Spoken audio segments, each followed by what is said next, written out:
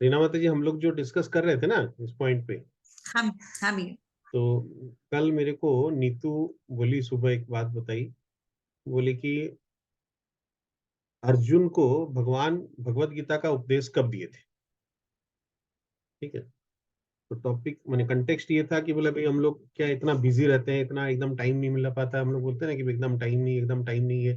Interest तो बहुत है, इच्छा तो बहुत रहती है, हाँ, लेकिन टाइम ही नहीं मिल पाता। यही हाँ तो भैया। प्रॉब्लम है। चैलेंज तो सबसे बड़ा यही है कि टाइम नहीं मिल पाती है। हाँ, तो उसी एक्चुअली कंटेक्स्ट, प्रॉब्लम यही है।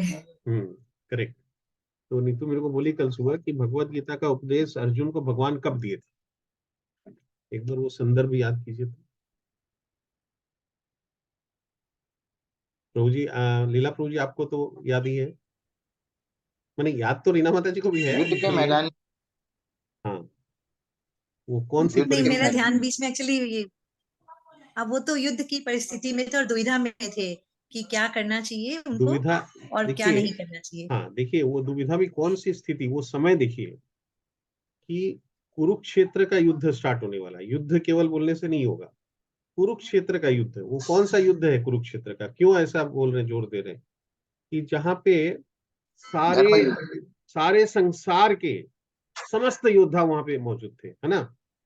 कोई भी बचा नहीं था, सारे संसार के योद्धा या तो कौरवों की तरफ थे या पांडवों की तरफ। ठीक है ना, माने कोई हाँ भी भैया। बचा नहीं था कि जो उस युद्ध में पार्टिसिपेट नहीं कर रहा है। हम्म। और उस युद्ध का शुरुआत होने वाला है, और अर्जुन वहां पे सेनापति था ना। अर्जुन नहीं, सेनापति तो मान लीजिए द्रुपद था, लेकिन अर्जुन वहां पे मैंने, हाँ मैंने मेन हीरो, जो मैक्सिमम रिस्पॉन्सिबिलिटी जिसको बोलते हैं ना, सारा दारोमदार उसके ऊपर था। और उस परिस्थिति में अर्जुन वहां पे खड़ा है, और उस परिस्थिति में उसको रोक के और भगवान उसको भगवत गीता का ज्ञान दे रहे हैं। माने एकदम तैयार है, बस खाली युद्ध का बिगुल बजना है और युद्ध शुरू हो जाएगा। और उस बीच में रोक के भगवान उसको भगवत गीता का उपदेश दे रहे हैं, और वो सुन रहा है। सबसे बड़ी बात है वो सुन रहा है। तो उससे ज्यादा बिजी वाला समय कोई हो सकता है क्या, मोमेंट कोई हो सकता है क्या? आप समझिए मेरा बात। एक्चुअली नहीं। तो हाँ। बोले कि भाई देखिए, हम, इसका मतलब क्या हुआ कि हम लोग व्यस्त हैं, और उस व्यस्तता को रोक के इसको समझना जरूरी है। क्यों, क्यों जरूरी है? इसका मतलब हमारी जो व्यस्तता है, जहां पे हम व्यस्त हैं, वो शायद सही चीज में हम व्यस्त नहीं है, सही जगह पे हमारी व्यस्तता नहीं है। तो हम लोग जो, मान लीजिए एक दो चीज और हम इसके साथ जोड़ रहे हैं, तो जैसे बोलते हैं ना कि दो आदमी को सेम साइज का पेड़ काटने के लिए दिया, और सेम उधारी वाला वो कटारी दिया, दिया गया दोनों जन को। दोनों जन को समान बल था दोनों में। तो एक आदमी क्या कर रहा है, सुबह से कंटिन्यूअस उसको काटे जा रहा है, काटे जा रहा है, काटे जा रहा है, वो कट नहीं रहा। और दूसरा आदमी क्या कर रहा है, आधा घंटा काट रहा है, फिर थोड़ी देर उसको शार्पेन कर रहा है। तो इसका मतलब क्या हुआ, और कौन जल्दी काटेगा? मतलब माइंडफुली उसने काम किया अपना। हाँ, माइंडफुली काम किया ना, तो अपनी एफिशिएंसी को बढ़ाया। यानी कि अपनी प्रोडक्टिविटी की तरफ ध्यान दिया कि हमारी एफिशिएंसी और प्रोडक्टिविटी कैसे बढ़ेगी। उसको शार्पेन करने से बढ़ेगी, उसको मालूम है। तो जो आधा घंटा करेंगे, फिर मान लीजिए अगर 10 मिनट का ब्रेक देंगे, तो 10 मिनट में जो शार्पेन करेंगे, तो फिर नेक्स्ट आधा घंटा में उसकी जो एफिशिएंसी है, उसकी जो प्रोडक्टिविटी है, वो डबल हो जाएगी, है ना। ये उस चीज को समझ रहा है। तो करेक्ट भैया, वैसे समझ ही गई। सोचिए हाँ। कि अर्जुन को किस समय ज्ञान दिया जा रहा है, क्योंकि वो इतना व्यस्त है।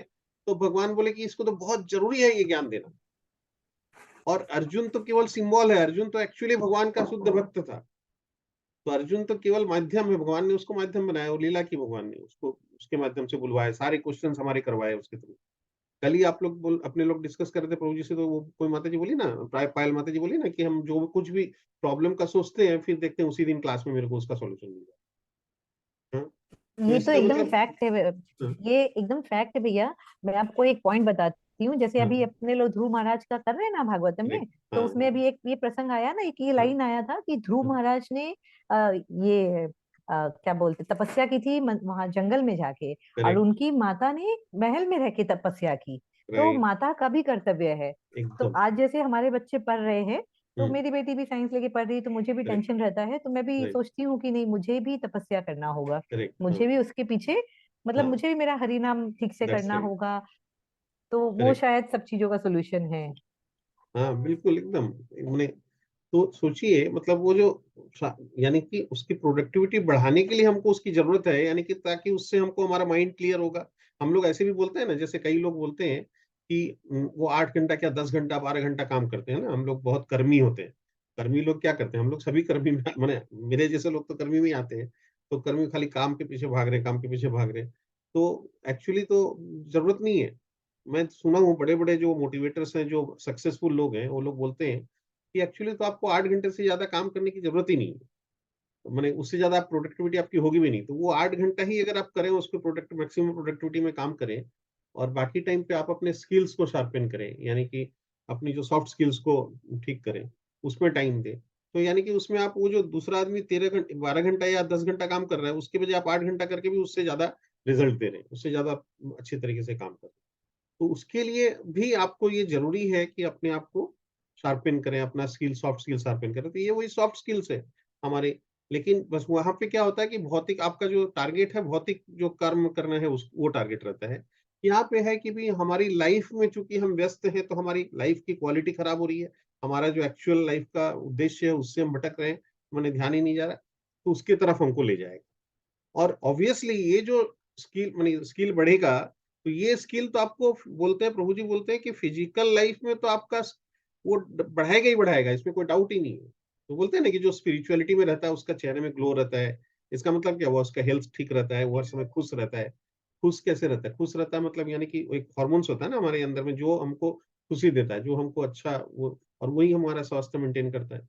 तो उससे हमारा डायबिटीज यानी कि स्ट्रेस कम होगा, डायबिटीज अच्छा होगा। तो ये क्यों होता है, डायबिटीज का कंट्रोल में रहेगा? क्योंकि अगर हम खुश रहेंगे तो, और हम स्ट्रेस में रहेंगे तो डायबिटीज का प्रॉब्लम बढ़ेगा, हमने तरह तरह की बीमारियां बढ़ेंगी। तो वही चीज है कि ये वैसा हार्मोन्स है, ये वो पिल्स है, ये वो सॉफ्ट स्किल्स है जो हमारी लाइफ को हर तरह से बेटर करेगा। माने हमको फिजिकल लाइफ में भी हमारी प्रोडक्टिविटी एफिशिएंसी बढ़ाएगा, और हमको स्पिरिचुअलिटी में तो एडवांसमेंट की तरफ लेके जाएगा ही जाएगा, इसमें तो कोई डाउट ही नहीं।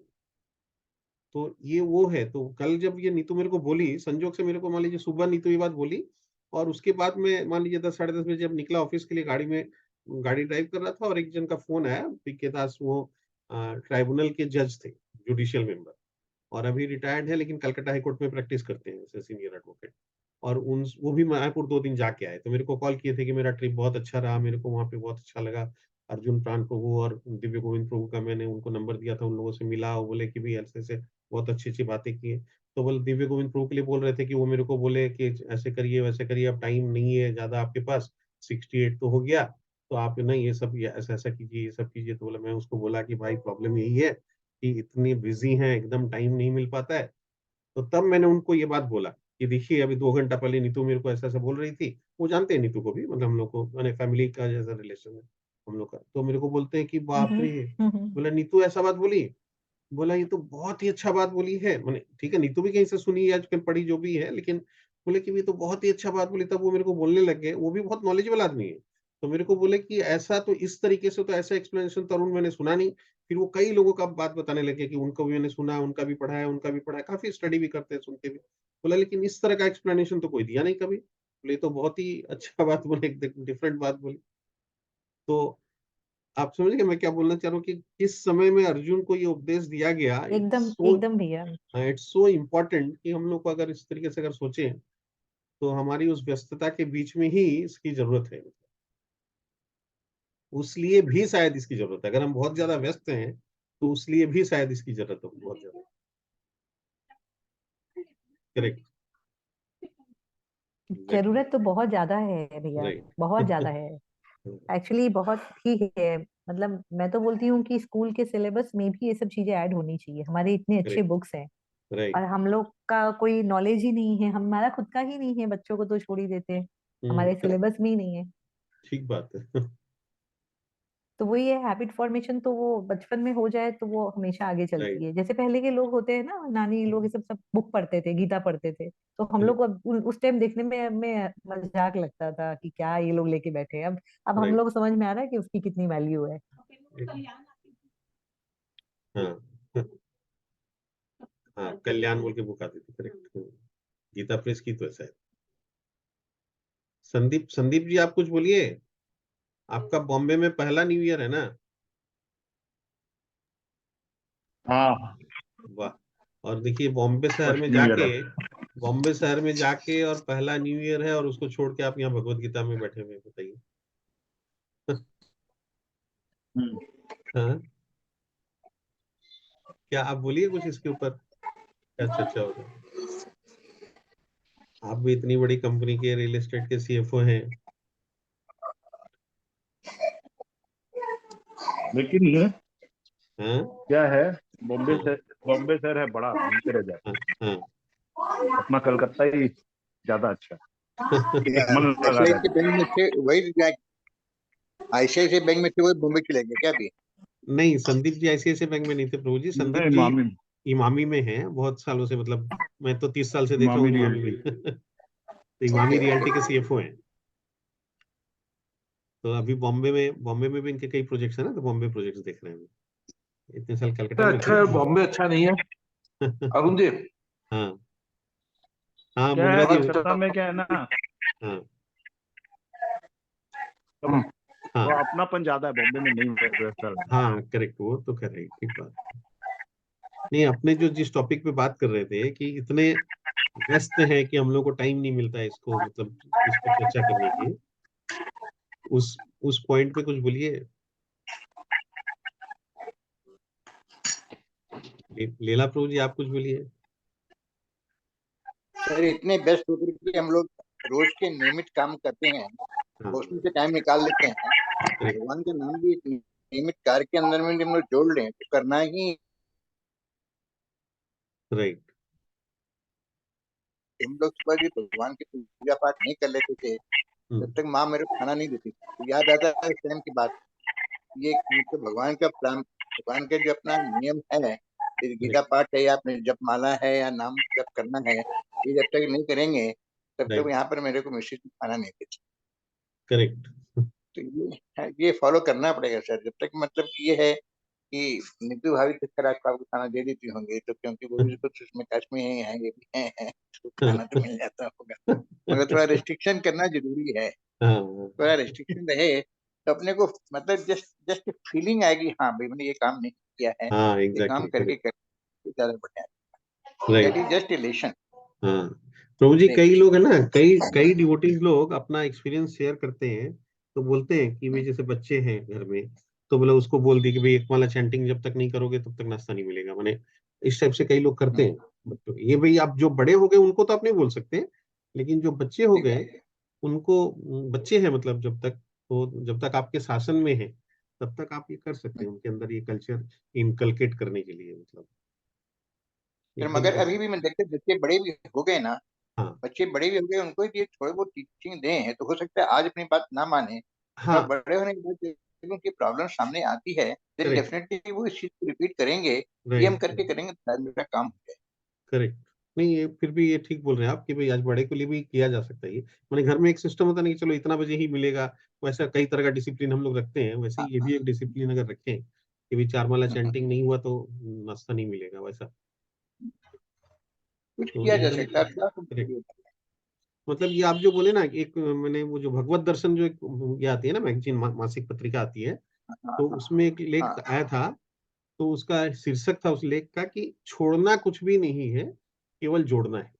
हम्म, छोड़ना कुछ भी नहीं है, केवल जोड़ना है, बस ये एक सेंटेंस था। तो वो पूरा लेख करेक्ट। में क्या था, बेसिकली बोल रहे हैं यही आपने जो अभी बोला ना, एग्जैक्टली यही बात थी कि भाई आप जो कुछ भी कर रहे हैं अपना लाइफ में करते रहिए, जैसा चल रहा है चलने दीजिए, बस एक इस चीज को भी आप अपने लाइफ का एक हिस्सा बना लीजिए। तो आपका जो 24 घंटे का रूटीन है उसमें से आधा घंटा का रूटीन निकाल के आप इसके लिए फिक्स कर दीजिए कि हम ये आधा घंटा इसमें देंगे, तो वही काफी है। मैं, हम लोग जो हॉस्टल में पढ़ते थे प्रभु जी, बुद्धाश्रम में, उसमें जब थे ना, तो मेरे बगल में, मैं 13 नंबर में था तो 12 नंबर में दीपक गढ़ियान था, वो उसके वहां पे डेस्क, नहीं नारायण बहती था, उसके डेस्क पे लिखा हुआ था, जिंदगी जब तक रहेगी फुर्सत न होगी काम से, कुछ समय ऐसा निकालो प्रेम कर लो श्री राम से। रीना माता जी आप सुने? बिल्कुल बिल्कुल बिल्कुल बिल्कुल। एकदम जिंदगी, पूरा बात हाँ सुनी भैया, हाँ बहुत हाँ, सुंदर बात है, तो बोले बहुत सुंदर है। हाँ, तो वो सोचिए, मैं 30 साल, मैं 35 साल पहले की बात बोल रहा हूँ, लेकिन वहां लिखा हुआ था, उसके डेस्क में लिखा था कि जिंदगी जब तक रहेगी फुर्सत न होगी काम से, कुछ समय ऐसा निकालो प्रेम कर लो श्री राम से। और आप लोग ये वाला भजन सुने होंगे, ये इनका है, शायद भक्ति विनोद ठाकुर का है, आ, ये माया जाले बद्ध होए आछो मीछे काज लोए। हाँ, माया जाले बद्ध होए आछो मीछे काज लोए, एक बार हरि नाम एक बार हरि नाम डाको रे, माने कब तक तुम ये सब में फंसे रहोगे। मैं उसका पहला लाइन बोल रहा हूँ। गा जीव जागो, हाँ, जीव जागो जीव जागो, बुरा चांद बोले, কত নিদ্রা जाओ माया पिशाचीर कोले। सोचिए ये लाइन क्या है, जीव जागो गोरा चांद बोले, गोरा चांद माने चैतन्य महाप्रभु है ना, चैतन्य महाप्रभु। हाँ चैतन्य महाप्रभु गोरा चांद। तो जीव जागो, जीव को बोल रहे हैं जागो जागो, कतो निद्रा जाओ मिसा माया पिशाचीर कोले, पिशाची माने राक्षसी, तो माया को बोल रहे हैं, माया जो राक्षसी है माया नाम की, वो उसके गोद में कब तक सोओगे, कितना सोओगे, कतो निद्रा जाओ माया पिशाचीर कोले, माया के गोद में कब तक नींद लेते रहोगे, नींद में पड़े रहोगे। सोचिए कितना पावरफुल लाइन है, कतो निद्रा जाओ माया पिशाचीर कोले, बहुत सुंदर ये भजन है। असल में हमको जी प्राय गाते थे ये भजन, तो इसको हाँ भैया, मेरा हम, भी सुना हुआ है, बहुत सुंदर हाँ, भजन है ये। तो माने कितना रियलिटी है हम लोग का, अब हम लोग को दर्पण की तरह दिखला रहे हैं, मतलब अपना चेहरा दिखला रहा है, आईना है हमारे लिए। तो ये क्या है कि ये व्यस्तता तो चलती रहेगी, हमको उसी के अंदर में से इसको, इसका इम्पोर्टेंस, जब तक, जो आप बोले ना कहीं इसका मतलब हम लोग उतना इम्पोर्टेंस नहीं समझे, बट इम्पोर्टेंस समझ भी रहे हैं, ये भी कंफर्म है, क्योंकि अदरवाइज हम लोग, ये जो आप बोले कि भी काम के इसमें थी लेकिन फिर भी था कि नहीं अटेंड करना है, तो ये जो माइंडसेट भी है, इसका मतलब तो वो तो है ना, श्रद्धा तो है। हम लोग वो पढ़े थे ना, श्रद्धा पहला स्टेप है श्रद्धा, और दूसरा स्टेप है साधु संग। तो साधु संग करने के लिए छटपटा रहे हैं, इसका मतलब श्रद्धा तो है, तो श्रद्धा भी है, साधु संग भी है, और साधु संग जब कर रहे हैं तो थर्ड स्टेप ऑटोमेटिक हो रहा है भजन कीर्तन, क्योंकि साधुओं के संग मिलकर हम क्या करेंगे, भजन कीर्तन ही करेंगे। हाँ, तो न पॉलिटिक्स का चर्चा हो रहा है, न क्रिकेट का चर्चा हो रहा है, न समाज का चर्चा हो रहा है, यहाँ तो अपना उसका चर्चा हो रहा है, भक्ति का ही। जीव एक्चुअली भैया जगत। प्रेम मिसिंग है, जो हम लोग बोलते हैं ना कि हाँ पैशनेट होना, जैसे हाँ, हम लोग जिस चीज के प्रति पैशनेट होते हैं ना, तो करेक्ट, मतलब ऑफिस से आगे भी थकान नहीं होती है। अगर हाँ कोई हाँ मूवी आ रही है, हमें हाँ, अच्छी लग रही है, तुम्हारी सारी नींद भाग जाती है ना। राइट, या फिर अगर हम लोग कहीं बाहर जा रहे हैं, तब हाँ हमें थकान नहीं होती है। लेकिन हाँ अगर हमें ये बोला जाए ना कि आधा घंटा हमें गीता पढ़ के सोना है, तो हाँ मेरा तो होता है, मैं औरों हाँ के लिए कमेंट नहीं दे रही हूँ, खुद का हाँ ही बता रही हूँ, कि वो हाँ खोलती ही मुझे नींद आने लगती है, मैं रख हाँ के सो जाती हूँ। हाँ, तो वो प्रेम मिसिंग है। लेकिन क्या बाकी है ना, मतलब चीजें ठीक है, सब कुछ हम्म, समझा, बट हम्म, वो पैशनेट नहीं हुए अभी भी, कि हाँ, भाई लेकिन वो मैं तो बोल, इंटरेस्ट नहीं आया हाँ कि हमें करे बिना में नींद नहीं आएगी। हाँ, लेकिन मैं बोलूंगा कि प्रेम मिसिंग नहीं है, this may not be the correct statement. क्यों? प्रेम तो है हमारे अंदर, यही श्रद्धा जो है वो प्रेम को ही डिनोट कर रहा है, तो श्रद्धा तो डेफिनेटली है, प्रेम तो डेफिनेटली है, वो मिसिंग नहीं है। लेकिन प्रॉब्लम क्या हो रहा है, माया देवी ज्यादा पावरफुल है अभी, तो वो हमको डिस्टर्ब कर दे रही है।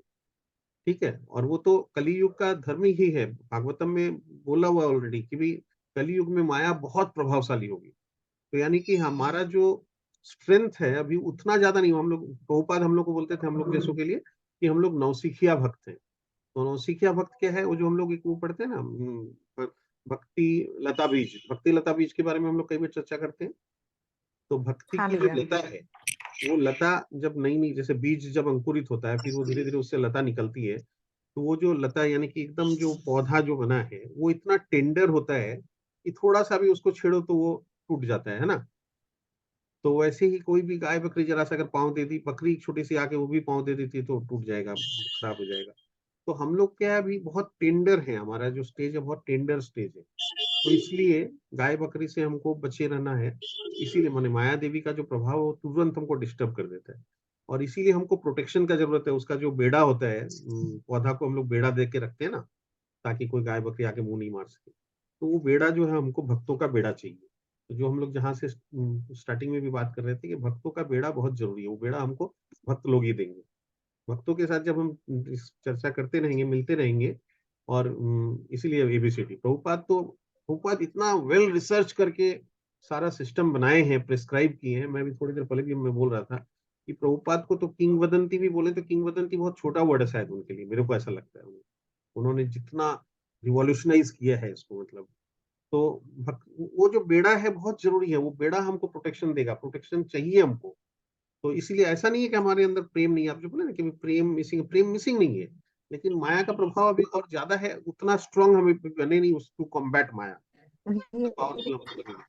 माया माया का प्रभाव भैया बहुत ज्यादा ही है। मतलब हाँ मैं एक चीज सिर्फ समझ आती है, मैं रोज सोचती हूँ, मैं आधा घंटा रोज ऑफिस से घर आके, हाँ, आधा घंटा ऐसा नहीं है, हम लोग फोन में स्टेटस देखते हैं, फोन में व्हाट्सएप देखते हैं, करेक्ट, आधा घंटा बुक रीड कर सकते हैं, हाँ। लेकिन फिर भी नहीं कर पाते। एक रोज बात को सोचते हैं लेकिन फिर भी नहीं होता। तो बिल्कुल ये सर। यहाँ पर बहुत खराब लगता है। ये जरूर होना चाहिए बट हाँ, नहीं हो पाता। नहीं, हो जाएगा, हो जाएगा। ये खाली बस मैंने तो एबीसीडी ये कर। कर रखा है जब हाँ, हाँ, हाँ प्रभु जी। हाँ, जैसे लीला प्रभु जी मेरे को बोले कि भी ऐसा हो गया है कि अब 16 माला जब तो करना ही है। तो 16 माला जब तक कंप्लीट नहीं होता तब तक चैन नहीं पड़ता है। तो यानी कि वो उनका वो मजबूती आ गया है। जब पौधा जब थोड़ा स्ट्रांग हो जाता है ना, उसके बाद गाय भैंस से वो गाय बकरी आके उसको पाँव मार के दबा नहीं सकती है, तो वैसा हो गया। तो हम लोग को भी वैसे बनना पड़ेगा, वो स्ट्रांग स्ट्रेंथ लानी पड़ेगी। हाँ मेरा अपना भैया। अनुभव शेयर करेंगे। 16 माला करने के लिए हाँ, सुबह जितनी कर पाते हैं कर ले, 4 माला 4 8 माला हो जाती है। बाकी 8 माला यहाँ से ऑफिस जाते हैं और ऑफिस से आने हैं, राइट, गाड़ी में माला रहती है और वो काम कर लेते हैं। करेक्ट, तो 4 माला जाते टाइम, 4 माला आधे टाइम, करेक्ट। 4 माला सुबह टाइम और कर लिया है, हाँ, बस हो तो गया। 16 माला पता नहीं लगता क्यों हो जाता एग्जैक्टली, करेक्ट। अपना वो है। सिस्टम तो उस उसका ढंग से करने की ढल। कोई हाँ, सिस्टम उस ढंग से ढल गया ना, बिल्कुल, तो हाँ, हमको सोचना ही पड़ता है कि कैसे होगी। दैट्स और राइट। परमात्मा अपने आप, ईश्वर की कृपा से उस हाँ, 16 माला अपने आप डिलीट हो जाती हाँ, और है। प्रभु मेरे जी को एक कुछ बात नहीं ये करना भी, हाँ प्रभु जी एक बात ये भी है, भगवान खुद ही बोले ही है भगवत गीता में कि जब हम लोग पड़ता। सिंसियरली कोशिश करते हैं ना, तो भगवान भी हमारा साथ देने में लग जाते हैं। मैंने बोले ना, भगवान बोलते हैं कि बिल्कुल चारों तरफ से सब लोग आपको ये सपोर्ट देने की कोशिश करते हैं कि कैसे आपका मिशन अचीव हो जाए। मैंने सारा सिस्टम हर तरह से आपको करने की कोशिश करता है कि नहीं, आप करो, आप करो। तो वो होगा एकदम ठीक है, उसमें कोई डाउट नहीं है। बस ये है कि फिर भी हम लोग अभी वो शायद उतने टेंडर स्टेज में, इसलिए हम लोग अभी भी डिस्टर्ब हो जाते, नहीं उतना वो कर पा रहे। बट हो जाएगा, वो कोई बात ही नहीं है, मतलब रीना माता जी, उसके लिए घबराने की जरूरत नहीं है, सोचने की जरूरत नहीं हाँ भैया। है। ट्राई तो करते रहेंगे, गिव अप हाँ, नहीं एकदम, करूंगी। बस बस करेक्ट, कर ही रहे हैं एकदम। तो देखिए, अपने लोग 13 नंबर चैप्टर में थे। तो 13 में क्या पढ़ रहे थे हम लोग?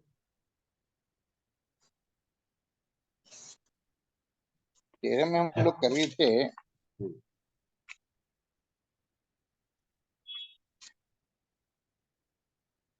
प्रकृति 13 में पुरुष शायद थे। 12वां पूरा कर रहे थे। नहीं, 13वां ही चल रहा है ना, 13वां कई दिन से चल रहा है। तो 13वां में हम लोग सोलह 13 सोलह का नंबर श्लोक तक कर चुके हैं। तो भी एक बार मैं खाली यहाँ से रिपीट कर रहा हूँ, या एकदम स्टार्टिंग से एक बार रिपीट करता हूँ। हम्म,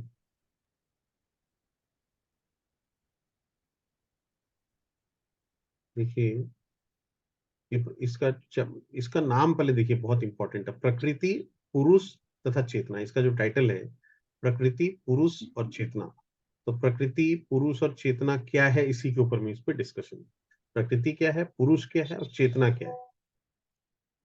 देखिए, इतना सुंदर से ये पूरा भगवत गीता को सजाया हुआ है, इसका जो सारे श्लोकों को, मैंने जिस सीक्वेंस में भगवान ने बोला है, अर्जुन जिस सीक्वेंस में क्वेश्चन करते चला गया, भगवान उसी सीक्वेंस में बोलते चले गए, तो इतना सुंदर सीक्वेंस है। तो हम लोग पहले कर्म योग पूरा पढ़े, यानी कि कर्म योग, सुकाम कर्म, निष्काम कर्म, फिर ज्ञान योग, ज्ञान, फिर ध्यान, फिर भक्ति, सब पढ़े। फिर पूरा भक्ति योग का पूरा 6 चैप्टर पढ़े। अब 13वां नंबर, तो 6 और 6 12, अब 13वां नंबर में आके अर्जुन बोल रहा है, देखिए, अर्जुन ने कहा, हे कृष्ण, मैं प्रकृति एवं पुरुष, पुरुष यानी भोक्ता, और क्षेत्र एवं, अच्छा प्रकृति पुरुष मतलब इसका मतलब क्या स्त्री नहीं है क्या इसमें? यहाँ लिखा पुरुष, इसका मतलब स्त्री के बारे में नहीं पूछ रहा है क्या? नहीं, पुरुष माने श्री भगवान के लिए है, पर नहीं पुरुष दिव्य पुरुष परमात्मा ही है।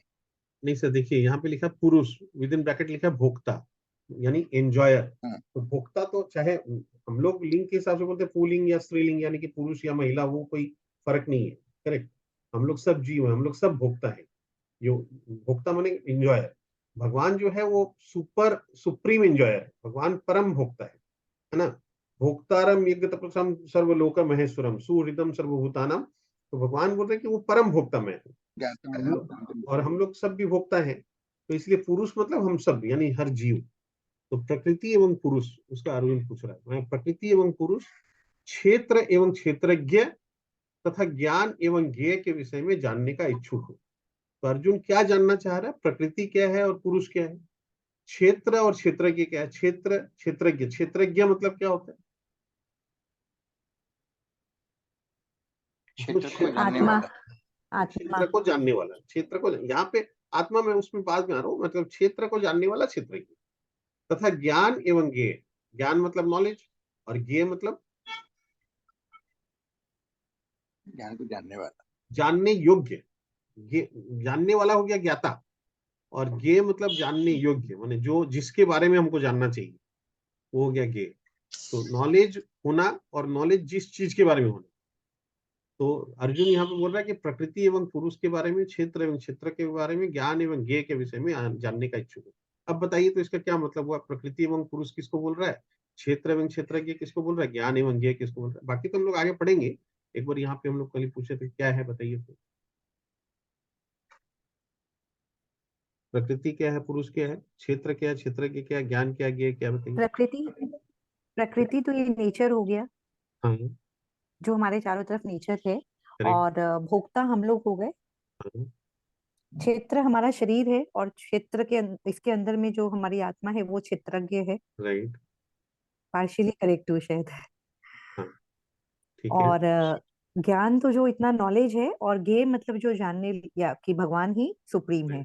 करेक्ट। तो देखिए आप रीना मत जब एकदम ठीक बोले, मैंने इसमें कोई डाउट नहीं है। और कोई बोलिए कुछ। तो देखिए तीनों चीज एक्चुअली एक ही है, खाली ये थोड़ा ध्यान दीजिएगा माइन्यूटली। प्रकृति एवं पुरुष, प्रकृति मतलब आपने ठीक बोला, ये जो प्रकृति है, नेचर है। तो आपने खाली बोला कि हमारे चारों तरफ, यानी कि हमारा जो शरीर है वो भी तो हमारे चारों तरफ है, क्योंकि हम कौन है पहले तो ये बताइए। मैं जीवात्मा। आत्मा, हम तो जीवात्मा। आत्मा है ना। हाँ, मैं आत्मा हूँ। तो ये हाँ। शरीर क्या है? आत्मा के, आत्मा तो शरीर के अंदर है, यानी कि हमारे चारों तरफ ये शरीर भी करेक्ट। तो है। ठीक है। हाँ, ये भी प्रकृति का पार्ट है। हाँ करेक्ट। तो ये शरीर भी कैसे बना है? तो प्रकृति से ही बना है। तो पंचभूतों प्रकृति से। और हमारा शरीर अलग नहीं है, दोनों एक ही है। हमारा प्रकृति, हमारा शरीर कैसे बना है, क्या क्या एलिमेंट्स है जिससे बना है हमारा? पंच तत्वों से। पंच पंच तत्व, तत्वों पंच से, महाभूत पंच बोलते हैं ना। तत्वों से। पंच महाभूत, और ये हाँ, प्रकृति पंच में भी क्या है? वही पंच महाभूत है। पृथ्वी करेक्ट। जल अग्नि वायु आकाश, यही तो है बिल्कुल। है ना। तो ये प्रकृति भी पृथ्वी जल अग्नि वायु हाँ, आकाश से बना हुआ है। हमारा शरीर भी पृथ्वी जल अग्नि वायु आकाश से बना हुआ है। बस हमारे शरीर की जब बात करते हैं तो पृथ्वी जल अग्नि वायु आकाश के अलावा तो ये हो गया स्थूल शरीर, और सूक्ष्म शरीर है मन 3 और। बुद्धि अहंकार। ठीक है, ये हो गया, 3 ऐड हो गया। अब आइए, ये जो पृथ्वी जल अग्नि वायु आकाश है, इसके अलावा हमारा शरीर में क्या है? इंद्रियां है। कितनी इंद्रियां हैं? 5 इंद्रियां हैं, और 5 माने 5 ज्ञानेंद्रिय है, 5 कर्मेंद्रियां है। 5 कर्मेंद्रिया, 5 कर्मेंद्रिया। हाँ ठीक है ना। और 5 इंद्रिय विषय। ठीक है। तो 5 10 15 8 30, तो ये सारे एलिमेंट्स हमारे शरीर बना हुआ है। समझ में आया? और फिर प्रकृति के गुण, यानी कि तमोगुण रजोगुण सतोगुण, इससे बना हुआ है। तो ये जो सारा मिला के हमारा जो शरीर है, या हमारी जो बाहर की जो प्रकृति है, ये सारी है प्रकृति। तो प्रकृति और पुरुष, पुरुष कौन है? आप बोले कि हम, यानी हम कौन? आत्मा। तो हम लोग जो, यानी आत्मा अलग है, प्रकृति अलग है, तो हम लोग पढ़े थे, याद है स्टार्टिंग में भगवत गीता में 5 एलिमेंट्स का डिस्कशन है। क्या क्या 5 एलिमेंट्स याद है? हाँ, वो था ना, ये ईश्वर, प्रकृति, हाँ काल, हाँ एकदम ठीक, बोलो बोलो। और क्या था? जीव, हाँ प्रकृति, ईश्वर, हाँ काल, हाँ और एक और था कर्म कर्म।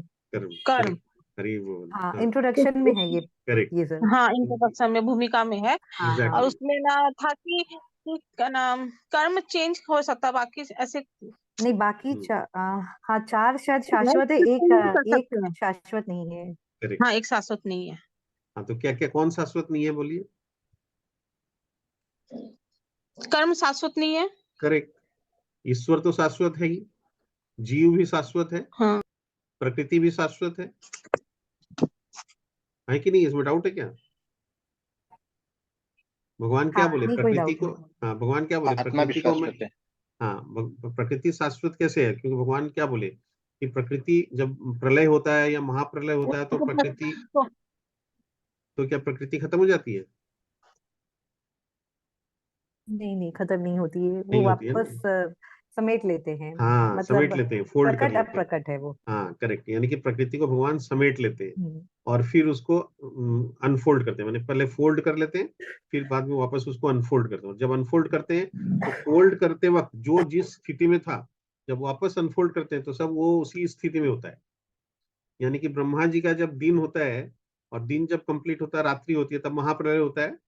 तो महाप्रलय में क्या होता है, पूरी प्रकृति को समेट लेते हैं और फिर वापस जब रात्रि खत्म होती है तो वापस दिन होता है, तो वापस फिर उसको अनफोल्ड करते हैं।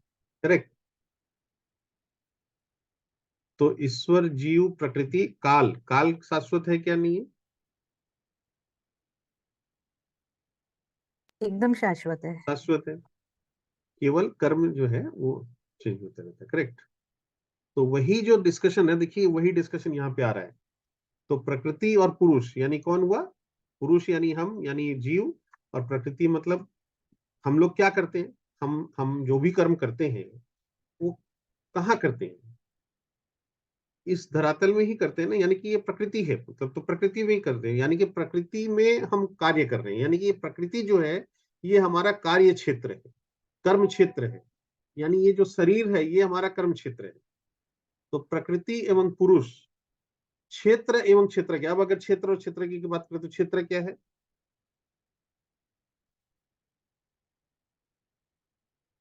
देखिए यही क्षेत्र है, ये जो प्रकृति है यही क्षेत्र है। और क्षेत्रज्ञ कौन है? परमात्मा, वही हम ही है, आत्मा इसको तो है। जानने वाला। हम हाँ, लोग ये जानने आत्मा वाला, है हाँ। ना। जैसे प्रकृति और पुरुष, पुरुष यानी हम, यानी हम्म। आत्मा, और प्रकृति माने जहाँ हमारा हमको कार्य करना है। उसी तरह क्षेत्र जहाँ पे हमको काम करना है, और क्षेत्रज्ञ माने हम लोग जहाँ जो हम लोग काम कर रहे हैं। अब क्षेत्रज्ञ में केवल एक एडिशन भगवान ने कर दिया कि तुम जान लो कि तुम्हारे अलावा मैं भी क्षेत्रज्ञ हूँ। तो यानी भगवान भी क्षेत्रज्ञ है। तो पहले तो हमको ये समझना पड़ेगा कि क्षेत्रज्ञ मतलब हम हैं, उसके बाद बात करेंगे कि भगवान, क्योंकि भगवान क्यों है? क्योंकि भगवान हर एक शरीर के बारे में जानते हैं, हम लोग केवल अपने शरीर के बारे में जानते हैं। तो इसलिए भगवान हमसे और बड़े क्षेत्रज्ञ है। लेकिन बेसिक जो मैं बताना चाह रहा हूँ कि प्रकृति और पुरुष एक ही है, वही क्षेत्र और क्षेत्रज्ञ है। और अब बातें ज्ञान और ज्ञेय में, तो ज्ञान क्या है? कि हम ना, ज्ञानी है कि अभी रीना माता जी ने बताया, ठीक ही बताया। रीना माता जी तो एकदम ठीक ठीक बोली कि ज्ञान मतलब ये जो हमारे अपने परिस्थिति के बारे में, हमारी अपनी स्थिति के बारे में जानना, यही ज्ञान है। तो हम लोग अभी पढ़ेंगे और डिटेल्स में। और ज्ञेय क्या है? जिसके बारे में जानना चाहिए, तो है ना। तो किसके बारे में जानना चाहिए? कि हमारा जो भगवान के साथ रिलेशनशिप है और ये सब जो है उसको, वो है ज्ञेय। और ज्ञाता उसके साथ आएगा, ज्ञाता, ज्ञाता माने जानने वाला, वो कौन है? वो भी हम ही है, और हम सबसे बड़े ज्ञाता भगवान है, तो परम ज्ञाता है। तो यानी अल्टीमेटली हम क्या बोलना चाह रहे हैं कि प्रकृति और पुरुष, क्षेत्र और क्षेत्रज्ञ, ज्ञान और ज्ञेय, ये एक ही चीज है। मैं ये खाली बोलना चाह रहा, समझाना चाह जैसे प्रभु जी गीता में लिखा हुआ है ना कि रहा। कोई जमींदार है, वो सिर्फ अपना जमीन के बारे में जानता है, हाँ लेकिन जो राजा होता है वो पूरा भूमंडल के बारे में जानता है कि करेक्ट। तो कहाँ यानी कहाँ पे हाँ, क्या तो है, इसका मतलब मतलब वो ये जो पॉइंट है तुम जो बोल रही हो उसका खाली यही मीनिंग है कि क्षेत्र हमसे, क्षेत्र। हम भी ज्ञाता है, भगवान भी ज्ञाता है। हम भी हम्म। क्षेत्रज्ञ है, भगवान भी क्षेत्रज्ञ है। हम छोटे क्षेत्र के हैं, भगवान बड़े क्षेत्र के, हम छोटे ज्ञाता है, भगवान बड़े ज्ञाता है, ठीक है ना, वो परम ज्ञाता है, हम क्वांटिटी में परम फर्क क्षेत्र है। के। हाँ, तो लेकिन प्रकृति और पुरुष, क्षेत्र और क्षेत्र के, ज्ञान और ये एक ही चीज है, हम ये बोलना चाहते हैं, ठीक है। श्री भगवान ने कहा, हे कुंती पुत्र, ये शरीर क्षेत्र कहलाता है और इस क्षेत्र को जानने वाला क्षेत्रज्ञ। क्लियर है? अब देखिए नेक्स्ट क्या बोल रहे हैं।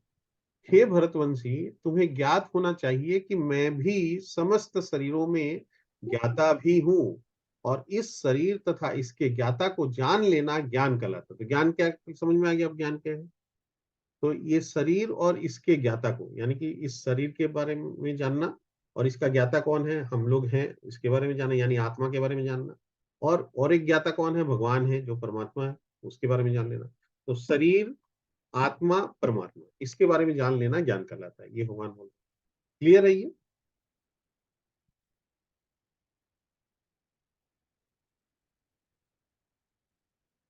क्या क्लियर नहीं है? हाँ भैया एकदम क्लियर है। अब देखिए बोल रहे हैं कि अब तुम मुझसे ये सब संक्षेप में सुनो कि कर्म क्षेत्र क्या है, ये किस प्रकार बना है, इसमें क्या परिवर्तन होते हैं, ये कहाँ से उत्पन्न होता है, इस कर्म क्षेत्र को जानने वाला कौन है और उसके क्या प्रभाव है। यानी भगवान बोले इस कर्म क्षेत्र क्या है, ये शरीर।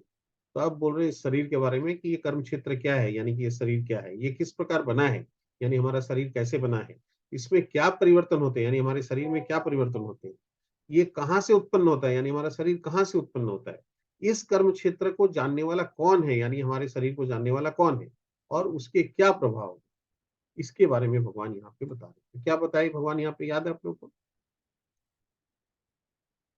यही जो हम लोग अभी डिस्कस किए एलिमेंट्स, उसके बारे में देखिए। भगवान कर्म क्षेत्र यानी क्षेत्र तथा कर्म क्षेत्र के ज्ञाता यानी क्षेत्रज्ञ की स्वाभाविक स्थितियों को का वर्णन कर रहे हैं। मनुष्य को यह जानना होता है कि यह शरीर किस प्रकार बना हुआ है, यह शरीर किन पदार्थों से बना, यही सारा बात जो हम लोग अभी डिस्कस की। अब आगे देखिए भगवान क्या बोले। विभिन्न वैदिक ग्रंथों में विभिन्न ऋषियों ने कार्यकलापों के क्षेत्र तथा उन कार्यकलापों के ज्ञाता के ज्ञान का वर्णन किया है। इसे विशेष रूप से वेदांत सूत्र में कार्य कारण के समस्त तर्क समेत प्रस्तुत किया गया है। इसके बाद ही यहाँ पे 6 और 7 में भगवान बता रहे हैं कि पंच महाभूत। हरे कृष्णा, मेरा आवाज नहीं आ रहा है क्या? नहीं तो मेरा आवाज आ हाँ रहा भैया आ है? रहा है। हाँ, अच्छा। तो पंच आ महाभूत, रहा है ना? पंच महाभूत यानी हम लोग अभी जो बात की, पृथ्वी, जल, अग्नि, वायु, आकाश। फिर क्या है, अहंकार, बुद्धि। फिर अव्यक्त यानी तीनों गुणों की अप्रकट अवस्था पर, यानी तमोगुण, रजोगुण, सतोगुण। फिर 10 इंद्रियां तथा मन, तो मन, बुद्धि, अहंकार आ गया, उन तीनों गुण आ गए प्रकृति के। फिर 10 इंद्रियां आ गए। फिर 5 इंद्रिय विषय ये आ गए। उसके बाद आया इच्छा, द्वेष, सुख, दुख, संघात, जीवन के लक्षण तथा धैर्य। इन सबको संक्षेप में कर्म का क्षेत्र तथा उसकी अंतक्रियाएं यानी विकार कहा जाता है। कर्म का क्षेत्र और उसके विकार। तो ये सब चीजों के बारे में, ये सबसे बना हुआ हमारा शरीर और इसके बारे में जान लेना ज्ञान। ठीक है। अब देखिए 8, 9, 10, 11, 12 में भगवान क्या, ये बहुत इंपॉर्टेंट है, हम सबके लिए बहुत इंपॉर्टेंट है। विनम्रता, दंभहीनता, इसमें एक एक वर्ड प्रभु जी आप बताए थे ना उस दिन गिन के हम लोगों को कि इसमें कितने टोटल हुआ है, शायद 35 बताए थे कि 36 बताए थे, ऐसा कुछ लीला प्रभु जी बताए थे हम लोग। 20 है ना? 20 है शायद। हाँ 20। हाँ 20 है भैया। हाँ 20 ज्ञान 20। की सीढ़ी है। हाँ राइट, 20 है 20। तो ये 20 एलिमेंट्स यहाँ पे जो आपने बोला था कि बाकी सब इंफॉर्मेशन है और हाँ ये ज्ञान के 20 ये पॉइंट्स ज्ञान है, है, करेक्ट। ये हाँ नॉलेज है। That's right. तो विनम्रता, दंभहीनता, तो ये 20 मतलब पर्टिकुलरली मैं गिनती के ऊपर जोर इसलिए दे रहा हूँ कि हमको पता होना चाहिए कि यहाँ पे टोटल 20 पॉइंट्स के बारे में भगवान ने बोला है। तो यानी कि ये 20 का अगर हम एक लिस्ट बना ले, सामने लगा ले, तो हमको और क्लैरिटी में लगा देखिए उसमें एक एक वर्ड कितना इंपॉर्टेंट है। तो विनम्रता कितना इंपॉर्टेंट है, दंभहीनता कितना इंपॉर्टेंट है, अहिंसा, सहिष्णुता, सरलता, प्रामाणिक गुरु के पास जाना, पवित्रता, स्थिरता, आत्मसंयम, इंद्रिय तृप्ति के विषयों का परित्याग, अहंकार का अभाव, जन्म, मृत्यु, वृद्धावस्था तथा रोग के दोषों की अनुभूति। उसके बाद बोल रहे वैराग्य, संतान, स्त्री, घर तथा अन्य वस्तुओं की ममता से मुक्ति, फिर अच्छी तथा बुरी घटनाओं के प्रति समभाव, मेरे प्रति निरंतर अनन्य भक्ति, एकांत स्थान में रहने की इच्छा, जन समूह से वी लगाओ, आत्म साक्षात्कार की महत्ता को स्वीकारना तथा परम सत्य की दार्शनिक खोज, इन सबको मैं ज्ञान घोषित करता हूं और इनके अतिरिक्त जो भी है वो सब अज्ञान है। मेरे को पर्सनली ऐसा लगता है कि इसका एक लिस्ट अलग से बना के हम लोग को हर समय इसको देखते रहना चाहिए, रटते रहना चाहिए। लेकिन जो नया आदमी है, जो इन सब के बारे में नहीं जानता है, विनम्रता यानी क्या होता है, विनम्रता नॉर्मल कोर्स में तो विनम्रता, ह्यूमिलिटी वो सब यूज करता है, वो अलग बात है। बट यहाँ पे हम लोग जब पढ़ते हैं तो समझ में आता है विनम्रता क्या है। चैतन्य महाप्रभु ने जो वो 8 श्लोकों का जो दिया ना, क्या बोलते हैं उसको, शिक्षाष्टकम है ना, वो 8 श्लोकों का चैतन्य महाप्रभु का शिक्षाष्टकम याद है आप लोग को? तो क्या हाँ है? तरोरपी, हाँ वो हाँ, तरोरपी वाला जो नीचे पैरा ना है। हाँ तरोरपी सुनीचे ना, ऋणादपि सुनीचे न हाँ तरोरपि घास के सहिष्णु। जैसा हमें और पेड़ के जैसे। करेक्ट। तो वो जो सेंटेंस, वो 3rd श्लोक है वैसे। तो अमान उसमें क्या है? अमान बोला। हाँ, तो उसमें क्या है? ऋणादपि सुनीचे न तरोरपि सहिष्णुना अमानिन मानदंड कीर्तनीय सदा है। तो त्रिनादपि सुनीचे न, त्रिनादपि माने त्रिनदपि, त्रिनादपि, त्रिन माने घास, तो घास के समान विनम्रता। इसका क्या मतलब है? घास को तो हर आदमी पांव से रौंद के चला जाता है, तो वो कभी ऑब्जेक्शन करता है क्या? उसको कोई फर्क नहीं पड़ता। मगर वो इतनी नरम होती है कि तो वो इतनी नरम होती है कि हाँ, हवा का झोंका भी आएगा तो झुक जाएगी, हरी वो, उसमें खड़ा मतलब अकड़ नहीं है उसमें। करेक्ट। तो एकदम सॉफ्ट है, एकदम फ्लेक्सिबल है। और त्रिनादपि सुनीचे न तरोरपि सहिष्णु, तरोरपि माने तर माने तरु माने पेड़, पौधे के पेड़ की तरह, सहिष्णु माने टॉलरेंट, आंधी तूफान बारिश कुछ भी है वो सब बर्दाश्त करते रहता है चुपचाप। तो वो जो त्रिनादपि मतलब तो विनम्रता उस कंटेक्स्ट में उस हद तक विनम्रता की बात हो रही। तो वो विनम्रता क्यों है? इसका मतलब क्या विनम्रता? इसका मतलब क्या? हम लोग उसको नपुंसकता बोलेंगे, उसको डरपोक बोलेंगे, हम लोग क्या बोलेंगे उसको?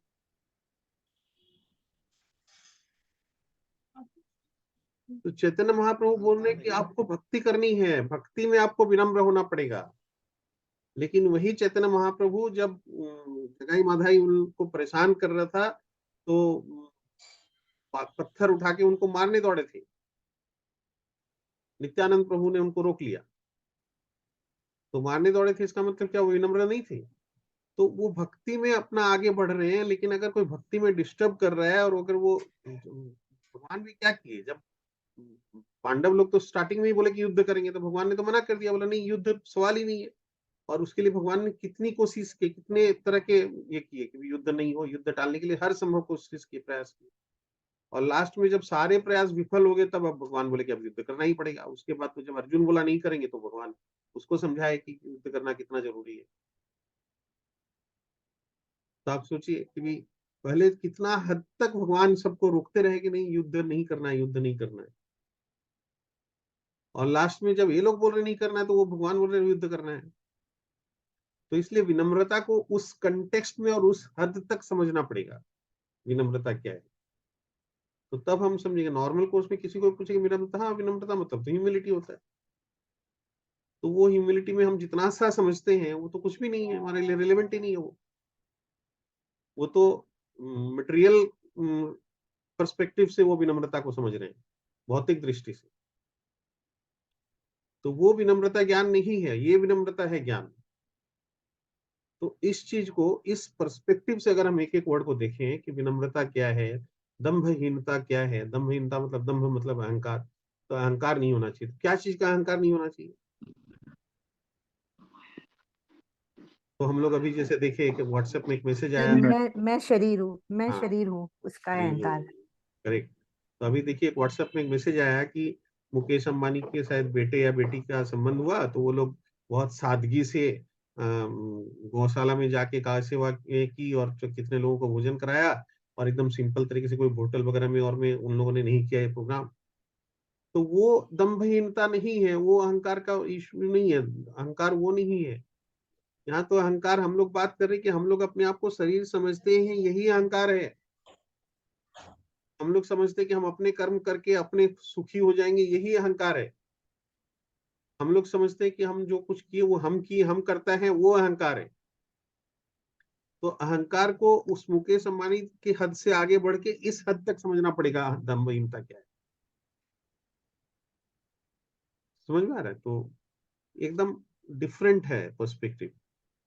तो इस पर्सपेक्टिव से ये 20 पॉइंट का अगर हम पॉइंटर बनाए ऊपर से लेके नीचे तक 1 2 3 करके वैसे लिखना चाहिए। ऊपर में सबसे ऊपर में 1 विनम्रता, उसके नीचे 2 नंबर में दंभहीनता, उसके बाद 3 नंबर में अहिंसा। ऐसे करके अगर हम करेंगे, अहिंसा क्या है बताइए तो, किसी को अगर ध्यान में हम लोगों ने क्या चर्चा किया होगा कभी, भगवत गीता में ही हम लोगों ने चर्चा किया हाँ है। हाँ भैया, अहिंसा मतलब अगर हम लोग किसी को, हम लोग भगवान का नाम अगर लोगों को न तक न पहुंचाए, वो भी मतलब हिंसा है वो। करेक्ट, बिल्कुल। हम अगर अपने बच्चों को बोलते हैं कि आप अगर अपने बच्चों को भगवत नाम के बारे में नहीं बता रहे हैं तो वो हिंसा है। यानी हमको बताना जरूरी है, उसके बाद वो करेंगे नहीं करेंगे वो हमारे हाथ में नहीं है। उनको बदलना हमारे हाथ में नहीं है, लेकिन उनको ये बताना हमारे हमारे लिए जरूरी है। और नहीं बता रहे तो यानी कि हम अपने बच्चों के प्रति हिंसा कर रहे हैं।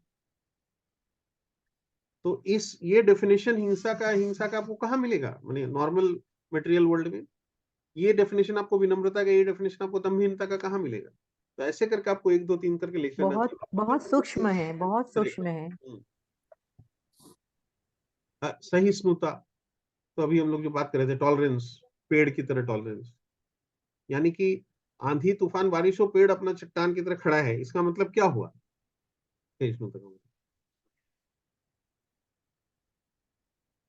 हम लोग तो मान लीजिए कई बार प्रभु जी बोलते हैं ना, बोले कि हम लोग प्रोग्राम में जाते हैं और वहां मान लीजिए प्रसाद की लाइन में लगे और प्रसाद में बोला सेकंड टाइम प्रसाद नहीं मिला, मिठाई कम हो गया, या मेरे को मेरा नंबर आता है तो रोटी खत्म हो गया या सब्जी नहीं मिला, ये सब कई शिकायत करते रहते हैं। तो भगवान प्रभु जी बोलते हैं कि अरे तुम यहाँ पे सत्संग करने आए हो, सत्संग सुन रहे हो, सत्संग सुनना है, उसमें बल्कि तुम्हारा ध्यान नहीं है और ध्यान जा रहा है घड़ी, टाइम हो गया लंच का, और लंच होते ही टाइम होते ही जैसे ही खत्म हुआ तुरंत दौड़ के जाके लाइन में लग गया कि स्टार्टिंग में मेरे को मिल जाए, और नहीं तो बाद में ये नहीं मिला, वो मिला, वो नहीं मिला, इसका शिकायत कर रहे हो। तो वो हमारा कहाँ है टॉलरेंस? बात समझ में आ रही है प्रभु जी क्या बोलना चाह रहे हैं? तो हम लोग इतना सा टॉलरेंस, यानी कि एक्चुअली देखा जाए तो फिर आगे में जैसे तपस्या आएगा, तो तपस्या तो आज के जमाने में तो यही तपस्या है। पहले सत्य युग में तपस्या वो होती थी जो ध्रुव महाराज ने की। कैसी तपस्या की है ध्रुव महाराज? अभी तो पढ़ ही रहे हम लोग। तो ध्रुव हाँ भैया, महाराज 5 वर्ष की उम्र में जंगल 5 में वर्ष के जाके उन, जंगल में चले गए, बताइए सब। और जंगल में जाके कठोर तपस्या किस तरीके से कर रहे हैं, तब बिना खाना पीना छोड़ दिए, खड़े खड़े हुए हैं, फिर एक पांव पे खड़े हो गए, फिर सांस तक लेना बंद कर दिए। हाँ, इतना आंधी तूफान बारिश हो रहा है, खड़े हुए हैं। तो कितना कठोर तपस्या! बोला अभी कलयुग में थोड़ी आपको बोला जा रहा है कि ऐसा तपस्या करिए। आपको तो कहीं घर छोड़ के ही जाने नहीं बोला जा रहा है, केवल एबीसीडी फॉलो करने बोल रहा है। पर वो प्रभुपाद बोल रहे कि आप एबीसीडी फॉलो कर लो, काफी है, आपको और कुछ करने की जरूरत नहीं है। इतना वेल रिसर्च उनका ये कॉन्सेप्ट है प्रभुपाद का। सोचिए कितने लाखों क्या करोड़ों लोग फॉलोअर्स थे उनके, और लाखों करोड़ों लोगों को उन्होंने कन्वर्ट किया मतलब क्या, हिंदू से मुस्लिम या मुस्लिम से हिंदू थोड़ी बना दिया। कृष्णा कॉन्शियसनेस की ओर ले गए, कृष्णा की ओर ले गए उनको, लोगों को। हिंदू और मुस्लिम और ये सब शब्द तो थे ही नहीं उनके डिक्शनरी में। तो वो जो इतने लोगों को ले गए, तो कैसे ले गए? तो वो आदमी अपना इतना बड़ा एक्सपीरियंस और उसका रिसर्च करके उसका रिजल्ट की तरह हम लोग को बता रहे हैं कि भाई किस तरीके से, क्या बोल रहे थे, रिंग आ गया था। तो कैसे हम लोग को हम लोग कैसे ये सब फॉलो करेंगे, यानी कि ये जो ज्ञान है, इस ज्ञान को हम लोग कैसे अपने जीवन में उतारेंगे, उसके लिए उन्होंने प्रिस्क्रिप्शन दिया एबीसीडी का, कि एबीसीडी करो। क्या बोला जाता है हम लोग को कि 4 रेगुलेटरी प्रिंसिपल्स को फॉलो कर लो और 16 राउंड चैंटिंग कर लो। तो 16 राउंड चैंटिंग यानी कि मोस्ट इंपॉर्टेंट है चैंटिंग, और 4 रेगुलेटरी प्रिंसिपल्स यानी कि मांसाहार, नशा, जुआ, अवैध संग, कलयुग का क्या लक्षण है, याद है ना आप लोगों को? वो गाय वाला ना, वो चार, हाँ करेक्ट। तो कलयुग में बेसिकली जो क्या था, कली, चार पैर। हाँ करेक्ट, कली आ रहा था। परीक्षित महाराज बोले मैं तुमको नहीं रहने दूंगा, तुम मेरे राज्य से निकल जाओ। तो बोले महाराज आपके राज्य से बाहर तो कोई चारों तरफ आपकी सीमा तो अंत तक है, तो आपके राज्य से बाहर तो कहाँ जाएंगे, तो आप मेरे को जगह दीजिए रहने के लिए। तब वो बोले कि ठीक है, 4 जगह पे तुम रह सकते हो। तो कहाँ कहाँ 4 जगह रहोगे, जहाँ पे बोला मांसाहार होता है, जहाँ पे नशा होता है, जहाँ अवैध संग होता है, और जहाँ जुआ होता है। बोले ये 4 जगह तुम रह सकते हो। और फिर वो बोला कि ये भी जगह आपके राज्य में तो खोजनी मुश्किल है, तब 5वां उसको बोलते हैं जहाँ ऑपुलेंस होगा, वहां पे तुम रह सकते हो। तो यानी कि मांसाहार, नशा, जुआ, अवैध संग जहाँ है, वहाँ कली है, कली का वास है, इसका मतलब वहां पे।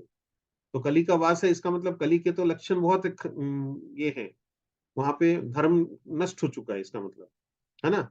वो जो जो जो एग्जाम्पल था उसमें क्या था, गाय के 3 टांगे टूट चुकी थी, चौथी टांग भी एकदम लड़खड़ा रही थी, यानी कि क्या क्या है, पवित्रता, दया, तपस्या और सत्यता, वो सब लड़खड़ा रहे, यानी कि ये सब नहीं है कलयुग में। तो इसलिए बोल रहे हैं कि आप ये 4 रेगुलेटरी प्रिंसिपल्स फॉलो कर लो। इसका मतलब कली से अफेक्टेड मत हो, यानी कि कली को आपके जीवन में ज्यादा इन्फ्लुएंस करने मत दो जीवन को। कली से, कली का इन्फ्लुएंस से बचे रहो। और वो, और 16 राउंड चैंटिंग कर लो। और ये कली का इन्फ्लुएंस अगर बचे रहना है तो उसके लिए क्या करना पड़ेगा, उसके लिए तरीका उन्होंने बताया, एबीसीडी कर लो। तो एबीसीडी क्या करना है, मतलब भक्तों का संग करते रहो, बुक्स पढ़ते रहो, चैंटिंग करते रहो, और डाइट माने प्रसादम लेते रहो, तो हो जाएगा आपका। तो ये उन्होंने ऐसे ही नहीं बोल दिया, केवल भावना में आके नहीं बोला उन्होंने, तो पूरा रिसर्च करके, एक्सपीरियंस करके उन्होंने फिर ये प्रिस्क्रिप्शन बनाया। तो ये इतना इंपॉर्टेंट है, ये ज्ञान का ये जो एक एक वर्ड, सरलता, प्रामाणिक गुरु के पास जाना। तो प्रामाणिक गुरु के पास जाना, प्रामाणिक गुरु, देखिए जगह जगह जब भी गुरु आता है तो गुरु के साथ प्रामाणिक एडजेक्टिव लगा हुआ है। तो हम लोग तो सबको ही गुरु बोलते हैं ना, अरे वो गुरु गुरु है, ये तो गुरु है अपना, ये तो क्या गुरु क्या खबर, मैंने हर बात में हम लोग गुरु बोलते हैं। तो ये गुरु गुरु केवल नहीं है यहाँ तो, गुरु पहले तो गुरु ही बहुत इंपॉर्टेंट है, समझने का, बहुत डीपली समझने का है गुरु क्या है। और ऊपर से बोलते हैं प्रामाणिक गुरु। तो पहले तो अगर हम लोग गुरु की भी बात करें तो गुरु कौन है, या गुरु कौन होना चाहिए, या गुरु क्या होता है, तो क्या समझेंगे हम लोग। अगर कोई पूछे हमसे कि गुरु क्या होता है, गुरु किसको बनाना चाहिए, गुरु कैसा होना चाहिए, तो क्या बोलेंगे, या गुरु क्यों चाहिए। सबसे पहला बात तो यह आता है कि गुरु क्यों चाहिए। गुरु भगवान के दूत, मतलब वो भगवान की वाणी हम तक पहुंचाते हैं। करेक्ट। और गुरु कैसा होना चाहिए? प्रामाणिक गुरु होना चाहिए। जो मतलब मुक्त पुरुष होता है गुरु, मुक्त वो पुरुष मुक्त होता है, होना करेक्ट। हाँ, चाहिए। जो मुक्त पुरुष होते हाँ हैं। बहुत इंपॉर्टेंट है कि गुरु क्या होता है, गुरु भगवान नहीं है लेकिन भगवान के समान होते हैं। गुरु भगवान के मैसेंजर होते हैं, दूत होते हैं, आपने ठीक बोला। गुरु भगवान के वाणी हम तक पहुंचाते हैं, माने भगवान का मैसेज हम तक लेके आते हैं, यानी कि हमको भगवान से कनेक्ट करवाते हैं। गुरु वो होता है जो हमको भगवान से कनेक्ट करवा सके। तो कौन हमको भगवान से कनेक्ट करवाएगा, जिसको खुद को पहले पता होगा भगवान का रास्ता, तब तो हमको ले जाएगा उस रास्ते में। हमको भगवान से कैसे कनेक्ट कराएगा, भगवान जहाँ रहते हैं वहां तक हमको लेके जाएगा। तो कैसे लेके जाएगा, हम दमदम में 87 में रहते हैं, तो और भगवान मान लीजिए 16 नंबर पार्क स्ट्रीट में रहते हैं, तो उनको पता तो होना चाहिए कि 16 नंबर पार्क स्ट्रीट में भगवान रहते हैं, और यहाँ दमदम से पार्क स्ट्रीट तक कैसे जाना है, कौन से रूट से जाना है। तो उसको खुद को ही अगर नहीं पता होगा तो मेरे को कैसे लेके जाएगा। समझ में आ रहा है। तो उसको पहले तो उसको पता होना चाहिए, और वो उसके अंदर में भी वो एलिजिबिलिटी तो होनी चाहिए कि उस रास्ते में वो चल सके। हर कोई तो वो रास्ते में चल भी नहीं पाएगा ना, जानते हुए भी चल ही नहीं पाता है। तो इसका मतलब क्या हुआ कि भगवान को तक जाने के लिए तो वो तो खुद मुक्त पुरुष होना चाहिए, यानी कि यहाँ का बंधन छूटेगा, यहाँ सिकल से बंधा हुआ है, तो वो कैसे वहां तक पहुंचेगा, निकल ही नहीं पाएगा यहाँ से। अगर सिकल से बंधा हुआ है, जेल में बंधा हुआ है, बार्स के पीछे है, तो कैसे जाएगा। तो पहले तो बार्स को तोड़ना पड़ेगा ना। भगवान के पिता क्या नाम, वसुदेव जी, तो उनको तो कंस कहाँ कारागार में बंद करके रखा था, तो वो कैसे निकले, कारागार से नहीं निकल पा रहा तो कैसे जाएंगे वो वृंदावन तक। तो इसीलिए गुरु वो होता है जो मुक्त पुरुष होता है, यानी कि जो खुद मुक्त, अगर खुद ही मुक्त पुरुष नहीं है तो हमको मुक्ति क्या दिलाएगा, मुक्ति का मतलब क्या होता है। मैं तो इनफैक्ट कल एक वीडियो सुन रहा था, उसमें बहुत सुंदर मुक्ति के ऊपर बहुत अच्छा बता रहे थे प्रभु जी। तो मुक्ति तो वो क्या दिलाएगा, वो खुद ही मुक्त नहीं है। तो वो खुद अगर, यानी अच्छा रास्ता, वो कैसे, रास्ते में हमको जो पकड़ के लेके जाएगा, तो खुद को रास्ता जगह जगह क्रॉसिंग है, लेवल क्रॉसिंग है, मतलब ट्रैफिक क्रॉस करना है, सिग्नल्स फॉलो करना है, सब कुछ करना है। तो उसकी खुद की अगर आंख ही नहीं होगी, अगर वो खुद अंधा होगा, तो हमको लेके जा सकता है क्या। तो सबसे पहले तो उसकी खुद की आंखें होनी चाहिए, अंधा नहीं होना चाहिए। तो जो खुद स्वयं अंधा है, वो हमको कहाँ से रास्ता दिखाएगा। तो इसलिए इसका मतलब क्या हुआ कि गुरु का जो मीनिंग है, पहले तो वही समझना जरूरी है। और मीनिंग समझ गया तो फिर यह बात आती है कि इसका मतलब उसकी आंख तो होना जरूरी है, यानी कि वो तो मुक्त पुरुष होना चाहिए खुद। अंधा मेरे को क्या रास्ता दिखलाएगा। तो सबसे पहले ये तो चेक करें कि वो खुद मुक्त पुरुष है कि बद्ध पुरुष है। वो खुद ही बंधा हुआ है, जो सिकल से जकड़ा हुआ है, कि वो खुद मुक्त पुरुष है। अगर वो खुद मुक्त होगा तब तो हमको दूसरों को मुक्ति का रास्ता में लेके जाएगा। हम लोग जैसे फ्लाइट में जब बैठते तो अनाउंसमेंट होता है ना, कि पहले अपना मास्क लगाएं, उसके बाद दूसरों की सहायता करें। बोलता है ना अनाउंसमेंट फ्लाइट में कि इमरजेंसी के समय मास्क सामने आएगा, ऑक्सीजन मास्क अपने आप नीचे आ जाएगा, और आप पहले अपना मास्क लगाइए, उसके बाद दूसरों की सहायता करें। यानी कि अगर आपके साथ में मान लीजिए स्पाउस है, या बच्चे हैं, या माँ बाप हैं, तो उनको हम हेल्प करने का टेंडेंसी होता है ऑब्वियसली। तो बोले पहले आप स्वयं अपना मास्क ठीक से लगा लो, ताकि आप लगाने के काबिल बन जाओ किसी और को सहायता करने की, उसके बाद किसी की सहायता करें।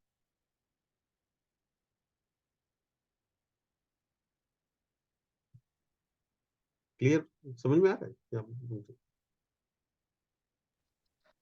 हरे कृष्णा। हरे हाँ, हरे हाँ कृष्ण भैया। हरे हरे कृष्णा।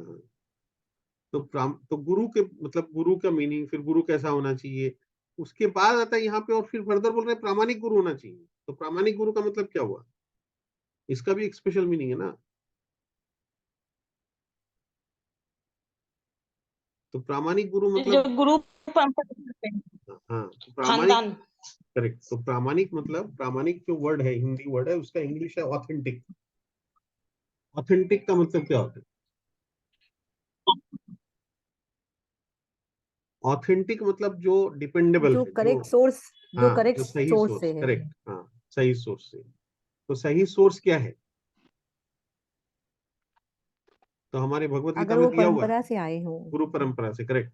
यानी कि उस खानदान से जुड़े हुए हैं, जो डायरेक्टली, कौन सा खानदान, जो गुरु परंपरा का खानदान का यहाँ पे लिस्ट दिया हुआ है, हमारे भगवत गीता में ही दिया हुआ है। यानी कि भगवान ने खुद भगवत गीता में अर्जुन को बताया ना, कि अर्जुन, ये जो भगवत गीता मैं तुमको सुना रहा हूँ, ये जो ज्ञान तुमको दे रहा हूँ, ये ज्ञान मैंने सबसे पहले किसको दिया था, विवस्वान को दिया था, सूर्यदेव को दिया था।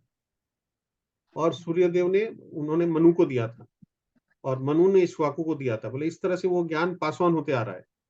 लेकिन फिर बोले कि भी काल क्रम में वो परंपरा टूट गई। बोला आज मैं वापस तुमको वही ज्ञान दे रहा हूँ, यानी कि फिर से एक नई परंपरा चालू कर, एक चेन, यानी चेन, एक चेन चालू कर रहे ज्ञान का, नॉलेज का। और वैसे ही वही चेन चैतन्य महाप्रभु 550 साल पहले यहाँ जब आए थे, तो उन्होंने फिर से वो चेन चालू किया। माधवेंद्र पुरी, ईश्वर पुरी, ऐसे करके जो एक एक करके सारे नाम दिए हुए हैं। तो उस चेन से जो जुड़े हुए, यानी कि जो बहुत ऑथेंटिक सोर्स है, गुरु परंपरा से जो पास ऑन होते आ रहा है, जो नॉलेज, जो उस नॉलेज से डायरेक्टली उस चेन से जुड़ा हुआ, उसको वो ज्यादा नॉलेज होगा ना, बजाय कि जो कोई दूसरा तीसरा चौथा आदमी। तो इसलिए बोले उस चेन से जो जुड़े हुए हैं, ऐसे ऑथेंटिक प्रामाणिक गुरु से हमको लेना चाहिए। भगवान ये बात बोलते, पवित्रता बोली ऐसे करके, मतलब ये एक एक वर्ड पे आप डिस्कस कीजिए तो देखिए कि कितना इसमें नॉलेज जुड़ा हुआ है। तो इसलिए ये वर्ड, खाली 20 वर्ड फटाफट पढ़ लिए 20 सेकंड में, वो नहीं होगा। तो इसका पूरा लिस्ट हमारे पास एकदम होना चाहिए, 1 2 3 4 करके। तो ये 20 पॉइंट जो है, ये ज्ञान का है। यहाँ पर इन सबको मैं ज्ञान घोषित करता हूँ, और इनके अतिरिक्त जो भी है वह सब विज्ञान है। यानी कि हम बोलते हैं, अरे वो तो बहुत ही ज्ञानी है, वो तो इतना बड़ा वैज्ञानिक माने साइंटिस्ट है, वो इतना बड़ा डॉक्टर है, वो इतना बड़ा इंजीनियर है, वो इतना बड़ा चार्टर्ड अकाउंटेंट है, इतना बड़ा लॉयर है। लेकिन वो सब बेकार है, ज्ञान है वो सब जानना ज्ञान है ही नहीं। उन सबको हम लोग कौन से कैटेगरी में मैंने भगवान क्लासिफाई किए, याद है आप लोगों को? 4 प्रकार के सुकृतीन और 4 प्रकार के दुष्कृतीन पढ़े थे ना हम लोग। याद है 4 प्रकार के सुकृतीन और 4 प्रकार के दुष्कृतीन कौन कौन है? अर्थार्थी, जिज्ञासु हाँ, और ज्ञानी। और अर्थार्थी हाँ, अर्थार्थी अर्थार्थी, जिज्ञासु और ज्ञानी। करेक्ट। ज्ञानी। हाँ, हाँ, हाँ 4 और 4 वैसे थे। तो ये 4 कौन है? सुकृतीन है कि दुष्कृतीन है? सुकीर्ति, सुकृतीन। और दुष्कृतीन 4 में कौन कौन है? जो माया अप्रीत ज्ञान, हाँ, और जो अपने न अपने फायदा के लिए आते हैं, नहीं वो तो ज्ञानी में हुआ ना। हाँ, यही माया पर। देखो मूढ़, पहला है मूढ़, दूसरा है नराधम, हम्म, ये प्रभु जी बता रहे हैं, लीला प्रभु जी बता रहे हैं। नून राधम।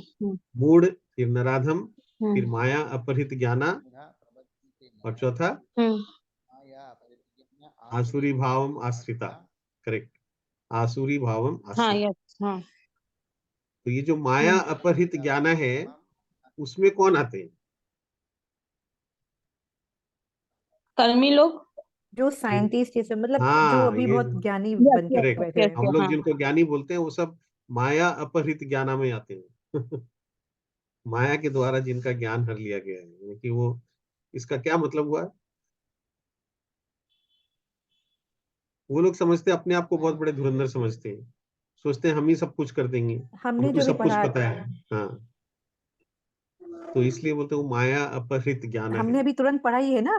करेक्ट। हाँ, हाँ ये 20 ज्ञान है, बाकी सब हाँ, नॉलेज है। करेक्ट, तो उन लोग राइट। को सिर्फ नॉलेज है, उनको ज्ञान नहीं है। माने क्योंकि उनको वो लोग इंफॉर्मेशन यही है। साबित करने पर तुले हैं कि भगवान नहीं है। हाँ, हाँ करेक्ट। और उनका उनका कंसंट्रेशन यही है ना कि भगवान नहीं है।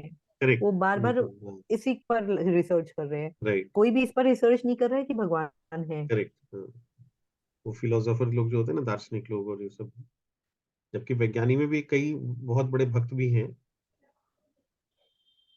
तो ये बोल रहे हैं कि इन सबको मैं ज्ञान घोषित करता हूँ और इनके अतिरिक्त जो भी है वह सब अज्ञान है। तो ये नॉलेज के बारे में कितना पावरफुल ये श्लोक है, उसका ये भी पॉइंट है।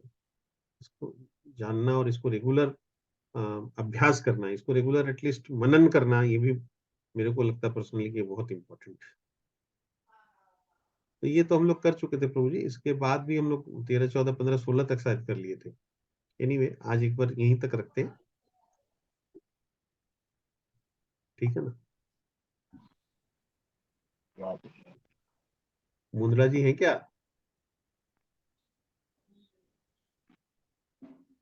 ज्वाइन तो किए थे। ठीक है, फिर और कोई कुछ बोलेंगे तो बोलिए। मुंद्रा जी है तो। हाँ, ठीक। रीना माता जी और कुछ बोलेंगे क्या? नहीं भैया। क्या संदीप जी बोलिए।